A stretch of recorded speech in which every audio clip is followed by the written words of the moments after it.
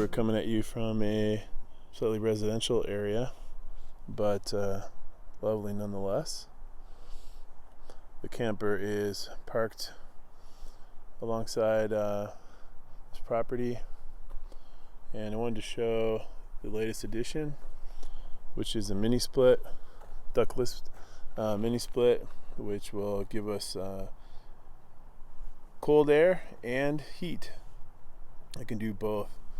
And the big key is this mounting bracket that was built by Eddie Glonick. And you can see it's steel. It's custom made to fit this model specifically and go onto our bumper. The bumper on this rig can take, the hitch can take 250 pounds, but the sewer tube back rail piece here is a little thicker than most rigs. It's pretty strong, and so you can see it's been welded, custom welded by Eddie. He did a really nice job with it. Taking a look at his welds, and the weight is also supported here with these screws that go into the back of the camper, the trailer. Those are supported from the inside. There's a little bit of rubber on the top in this area right here for some shock absorption, and it's very sturdy, very, very strong. Not much movement at all, if any. The unit is on there nice and solid and quiet, and you can see the refrigeration lines are going under the camper, and so you can see the line set, the refrigerant lines, as well as the power for the inside unit are routed under the trailer. I'll show you that in a second. This gray line is the AC power for the unit, and that happens to go actually underneath the step and makes its way over to the circuit box, which is kind of right there. So to get AC power, we needed to make that run, and although this unit is a 4-season, like it says, 4-season unit, the Timber Ridge 24 RKS from Outdoor RV, this is a 2020. There are some challenges to passing it through the insulated basement, if you will, or the belly of this unit. In our particular model, the way that the holding tank for the galley, the kitchen, and the tank for freshwater are kind of in the way for making runs with refrigerant lines. And so for that reason, Eddie had pretty much only one choice, which was to run that line set under and try to get you a good look at how it goes. You can see, if you look along that line, the heavy duty PVC pipe that is bracketed on wherever there isn't a tank in the way and wherever there's some steel supports from the frame, and it makes that run all the way down the length of the trailer to the point where it pops up inside. We'll take a look inside, show you where that goes. So the line set goes from the tail of the camper kind of along underneath this area, straight across. It's strapped up into any of the metal cross beams wherever there isn't a tank, which there are 3 in this unit, and then makes a 90-degree turn around here in the belly, and I'll show some pictures of that 90-degree turn. 90 goes perpendicular to the wall of the trailer, makes a 90 up from the belly, up the wall, and the line set, refrigerant lines, are behind this wood plank. That's just there to protect them and hold them in place, and just so you don't have to have refrigerant lines showing. And then they make their turn into the inside unit. Now we are not connected to the grid at the moment, and so just as a demonstration, I'm going to show what happens when we turn this on. Hopefully you can get us some sound as well, so you can see what it's like when it's running. Just going to turn it on, and it's cool outside right now, so I'm gonna put it on heat mode. I'm gonna set it to 80 degrees, but you can see it's firing up.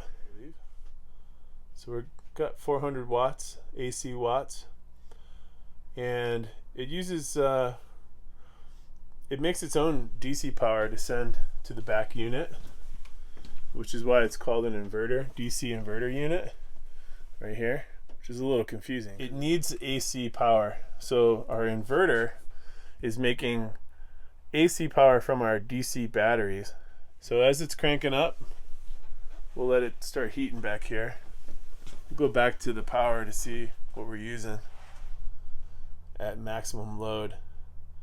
I would expect it to go maybe to 850 watts. Not much difference than what it would do cooling, honestly. In my testing, I've not tested the cooling on this particular inverter, but I have tested it on our old trailer, and in high cool mode it would get to approximately 900 watts, 950 watts. In economy mode it could keep it under 800. And that's important because if you are using this off-grid and you want to stay cool, you want to be able to cover the cost, if you will, of the wattage that you're using by your solar. So if you can fill up your house batteries with solar during the day, as well as then as it starts to get hot in the afternoon, use your AC via the mini split, but offsetting no more than you're able to pull in, then you're not really using any power in a sense.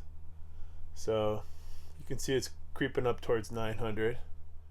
There is some overhead for the inverter to make this power, but by comparison it's well over 2,000 watts, sometimes higher than that, to start a standard AC unit in one of these rigs. Yeah, you can hear the fan going now.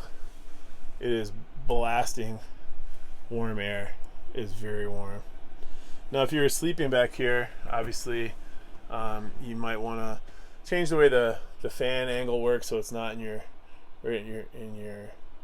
face, but at the same time we moved as far left as possible. One, so that this cabinet could open, and for two, it's up as high as it'll go. It could have went higher, but as you can see there, you need to be able to service the unit, and also there's a block up here. There's an air exchange as well as a block that holds this unit down, because it's set on a plate, and so when that plate, if you hit a bump really hard, it could bounce off of that. And these are not originally made for mobile use, as you might guess. They're made for a stationary house, so that block helps keep it down so it won't bounce off its plate. But another reason for having it as far left as possible is that it's at our feet, so it really isn't blowing at your head at all. So obviously there's a bunch of junk on the bed here, but you can see our heads are far away, but I'm feeling quite a bit of heat coming out of this thing right now. So it's up to temp mode, so it's heating actively, and I set it to 86 degrees. So it's pulling a little more than expected on heat. I've actually never tried to max out. According to the literature from the manufacturer, it does use more power in heat mode, if I remember correctly. So we're kind of lingering around that 1,000 watts. It's substantial. If you take a look on the DC side right here, it's showing you that there's a giant finger. You're looking at, what does it say, 87, 90 amps of DC power. So only knocked us down 3% from 100%. So it's really not taking that much power. For example, this is a constant power, but once it gets to temp and the thermostat is set, it will sort of roll. Doesn't have a hard start. It kind of rolls. It is very warm back here right now because I have it on heat mode. So once it gets up to temp, of course, it has a thermostat, and once the thermostat is detecting the right temperature, it'll slowly roll things down to a quieter and less energy consumptive mode, and keep it there until it's time to ramp itself back up. It's working off grid. It's actually gone up to 1100 watts, but it's at max power right now. And I don't know if you can hear, it's very quiet inside. We'll take a step outside and see what's going on, see if you can hear it. So here it is running at full, and it just quit. So that means that I guess it got to 80 something degrees back there, which is possible. It's a small space, and it was turned up pretty high. And going back to the power, you can see it dropped itself down to basically nothing. Back here, there's still warm air. The fan is on, and it's pushing warm air while it has it.